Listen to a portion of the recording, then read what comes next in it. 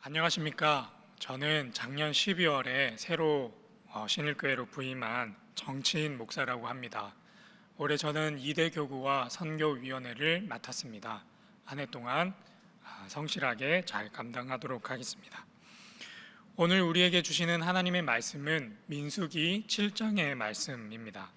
말씀과 함께 69쪽을 참고하시길 바랍니다. 제가 읽겠습니다. 민수기 7장은 세 내용으로 구성되어 있습니다. 첫째로 회막을 세운 날 모세가 성막과 거기에 딸린 기구들을 거룩하게 구별하고자 기름을 부어 바르는 장면입니다. 둘째로 바로 그날 12지파 지도자들이 장막을 위해서 예물을 드리고 이어서 하루에 각 지파 대표 한 사람씩 차례대로 모두 열 이틀 동안 제단의 봉헌을 위한 예물을 제단 앞에 바치는 장면입니다. 마지막 셋째로 이 모든 일을 다 마치고 모세가 회막에 들어갈 때 하나님의 목소리가 회막에서 들려왔다라는 이야기입니다. 지파 지도자들이 자발적으로 바치는 예물의 규모가 엄청납니다. 드려지는 예물은 지파들의 규모에 상관없이 골고루 균등합니다. 이처럼 자발적인 후원과 풍성한 헌신으로 신앙 공동체를 든든히 합니다. 우리는 코로나19라는 유례없는 상황을 겪고 있습니다. 재작년 12월에 시작된 코로나19 바이러스가 금방 끝날 것처럼 보이더니 몇 번의 고비를 지나 벌써 1년이 훌쩍 지났습니다. 가히 지금 우리는 광야와 같은 인생길을 걸어가고 있다라고 하겠습니다. 그리고 우리는 여전히 이 광야 생활과 같은 이 순간, 코로나 바이러스가 끝날 것 같지 않은 이 순간에 출애굽 공동체가 그 힘든 광야길 위에서 공동체를 정비했던 민수기 7장의 본문을 접하게 됩니다. 본문 1절과 2절의 말씀입니다. 모세가 장막 세우기를 끝내고 그것에 기름을 발라 거룩히 구별하고 또 그 모든 기구와 제단과 그 모든 기물에 기름을 발라 거룩히 구별한 날에 이스라엘 지휘관들 곧 그들의 조상 가문의 우두머리들이요 그 지파의 지휘관으로서 그 계수함을 받은 자의 감독된 자들이 헌물을 드렸으니. 아멘. 첫 번째 기도 제목입니다. 하나님 주의 은혜를 돌아보게 하소서. 하나님 주의 은혜를 돌아보게 하소서. 봉헌, 헌금에 대한 본문을 만나면 말씀을 전하는 이나 말씀을 듣는 이나 조금씩 움츠러들게 됩니다. 하지만 그렇다고 해서 하나님의 말씀을 우리 귀에 듣기 좋은 말씀만 듣는다면 어린아이가 편식함으로 건강을 잃게 되는 것처럼 우리의 영적인 건강도 무너지게 되고 말 것입니다. 그렇기에 오늘 우리는 이 말씀도, 오늘 우리에게 주시는 이 말씀도 하나님의 말씀으로 받아들여야 하겠습니다. 헌금한다는 것 참 쉽지 않습니다. 역성장을 기록한 작년 한 해와 코로나로 인해 올해의 주머니 사정의 전망이 좋지 않기 때문입니다. 광야길을 걷고 있기 때문이라 하겠습니다. 그런데 오늘 출애굽한 이스라엘 백성의 12지파의 대표들은 그 어려운 광야길에서 하나님께 아끼지 않고 헌금하고 있습니다. 여기서 우리가 짚고 넘어가야 할 것은 그들이 먹을 것과 입을 것이 풍족했던 애굽 땅에서 회막을 짓고 봉헌한 것이 아니라 척박한 광야에서 회막을 짓고 하나님께 봉헌하고 있다라는 사실입니다. 그들이 풍족했던 애굽 땅에서는 하지 않았던 일을 척박한 광야길에서 할 수 있었던 이유가 무엇이겠습니까? 그 이유는 그들이 하나님이 어떤 분인지 알게 되었기 때문입니다. 많은 것이 갖춰져 있던 애굽 땅에서는 찾아볼 수 없었던 하나님의 영광을 그 두 눈으로 발견했기 때문입니다. 날마다 내려주시는 만나와 메추라기를 통해 하나님의 은혜를 그 광야길에서 경험했기 때문입니다. 홍해가 갈라지고 불기둥과 구름기둥이 낮과 밤으로 그들을 호위했던 일들을 그들이 생생하게 기억하고 있기 때문입니다. 오늘 광야에서의 삶이 힘들지만 주신 은혜를 돌아보며 그리고 주실 은혜를 기대하는 확신이 그들에게 있었기 때문입니다. 우리는 지금 참 힘든 시기를 겪고 있습니다. 이 광야길에서 모든 것을 다 포기하고 싶은 마음이 혹시나 있을지 모르겠습니다. 먹고 사는 것도 힘들어 죽겠는데 헌금 같은 것은 하지도 못하겠다는 마음이 있으신 분도 있으리라 생각합니다. 하지만 힘들 때마다, 그럴 때마다, 힘들수록 우리가 돌아봐야 할 것은 척박하고 어려운 그 상황 가운데서도 우리와 동행하고 계시는 하나님을 바라보는 것입니다. 하나님께서 지금까지 우리의 길을 어떻게 인도하셨는가를 돌아보는 것, 메마른 땅을 종일 걸어가도 피곤치 않다라는 그 믿음의 고백을 따라 우리의 시선을 하나님께 고정하는 것, 여전히 신실하신 하나님을 믿음으로 고백하는 것입니다. 두 번째 기도 제목입니다. 먼저 본문을 읽겠습니다. 본문 민수기 7장 12절, 18절, 24절, 30절, 36절, 42절, 48절, 54절, 60절, 66절, 72절, 78절을 제가 읽겠습니다. 첫째 날에 헌물을 드린 자는 유다 지파 암미나답의 아들 나손이라.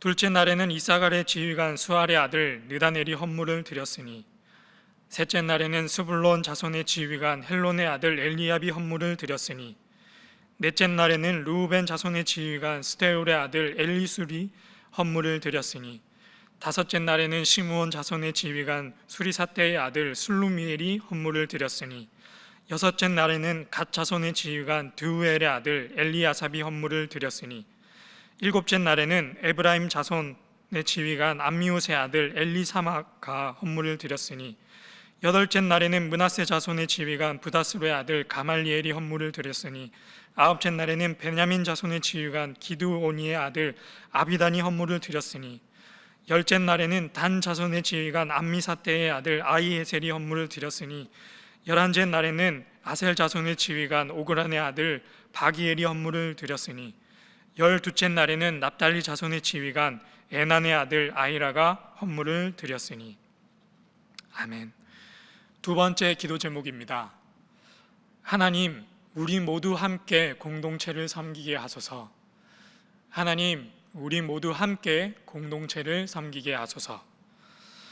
오늘 우리가 읽은 민수기 7장은 89절까지 있어서 한 장 치고는 매우 긴 절을 가지고 있습니다. 그런데 89절까지 있는 본문 치고는 그 내용이 단순합니다. 본문의 가장 긴 부분, 가장 긴 내용을 담고 있는 12절부터 83절의 이야기는 뒤 이어 나오는 84절부터 88절까지의 말씀으로 어떻게 보면 단순하게 요약할 수 있습니다. 제가 조금 더 축약해서 생각을 해봤더니 그 내용을 더 쉽게 한 문장으로 요약한다라고 한다면, 이스라엘 12지파 별로 대표 한 명씩 하나님께 하루에 한 명씩 봉헌했다입니다. 이 간단한 이야기를 총 60절이나 할애해서 똑같은 내용을 이름만 바꿔서 기록한 내용이 12절부터 83절까지의 이야기입니다. 굳이 성경 통독하는 사람 힘들게 왜 같은 이야기를 12번씩이나 이름만 바꿔서 기록해 놓았을까? 종이가 귀한 시절 종이를 아낄 수 있도록 간단 명료하게 기록해도 됐을 텐데 말입니다. 우리는 이 지점에서 바울 사도가 디모데후서에서 한 말을 떠올릴 필요가 있겠습니다. 디모데후서 3장 16절의 말씀입니다.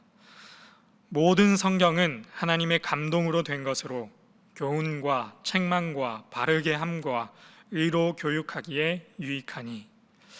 아멘. 바울 사도의 말처럼 성경은 하나님의 감동으로 된 책입니다. 그리고 모든 성경은 성경의 일부가 아니라, 성경의 대부분이 아니라 모든 성경은 교훈과 책망과 바르게 함과 의로 교육하기에 유익한 것입니다. 그래서 너무 장황하게 설명한 것 같은 오늘의 본문, 너무 길게 설명한 것 같은 오늘의 본문, 그 말씀도 하나님께서 우리를 교훈하시기 위해서, 책망하시기 위해서, 바르게 하시기 위해서, 의로 교육하시기 위해서 우리에게 주신 말씀인 것입니다. 그렇다면 하나님께서는 이 긴 본문을 통해 우리에게 무엇을 말씀하고 계시는 것일까요? 그것은 바로 모든 지파가, 모든 사람이 함께 공동체를 섬기라는 하나님의 뜻입니다. 조금 더 깊게 생각해 본다면 하나님은 아브라함 한 사람, 이삭 한 사람, 야곱 한 사람의 하나님이시기도 하지만 이스라엘이라는 수많은 사람들이 모인 공동체의 하나님이시다라는 사실을 발견할 수 있습니다.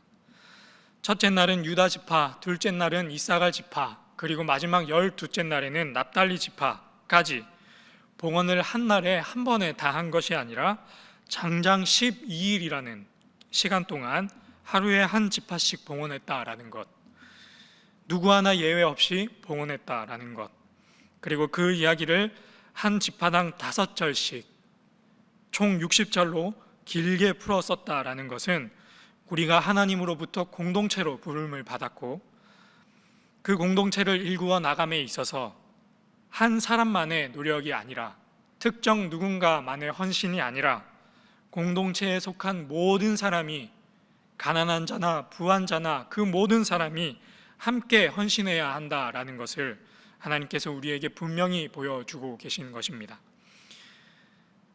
세 번째 기도 제목입니다. 89절의 말씀을 읽겠습니다.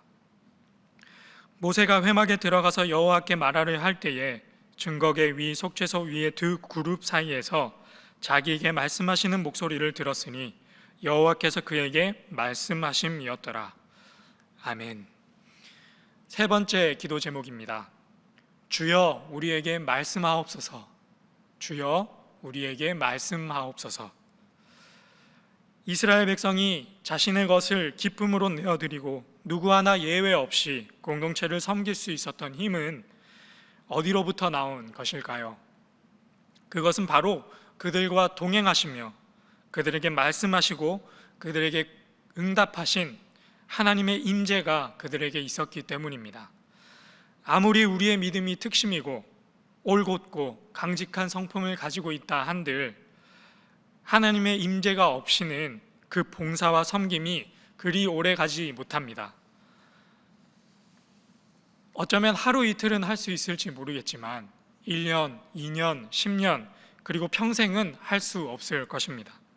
그래서 우리는 오늘 우리에게 찾아오셔서 우리 가운데 계시며 말씀하시는 하나님의 임재를, 그 임재를 간구해야 하겠습니다. 말씀을 정리하겠습니다.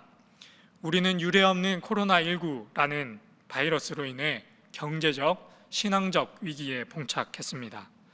이 어려운 상황 속에서 신앙인이 가장 취약해지는 것은 감사하는 마음을 잃어버리는 것입니다. 우리를 교회로 부르신 공동체성을 잃어버리는 것입니다. 우리는 이것을 감당할 수 있도록 오늘 우리에게 말씀하시는 하나님의 임재를 하나님께 간구해야 하겠습니다. 이 시간 오늘 우리에게 주신 말씀을 생각하며 앞서 말씀드린 세 가지 기도 제목을 놓고 함께 기도합시다. 하나님, 주의 은혜를 돌아보게 하소서. 하나님, 신의 모든 성도가 공동체로 부름받았음을 깨닫고 모두 함께 공동체를 섬기게 하소서. 주여 우리와 동행하시며 우리에게 말씀하여 주시옵소서. 우리 함께 기도하겠습니다.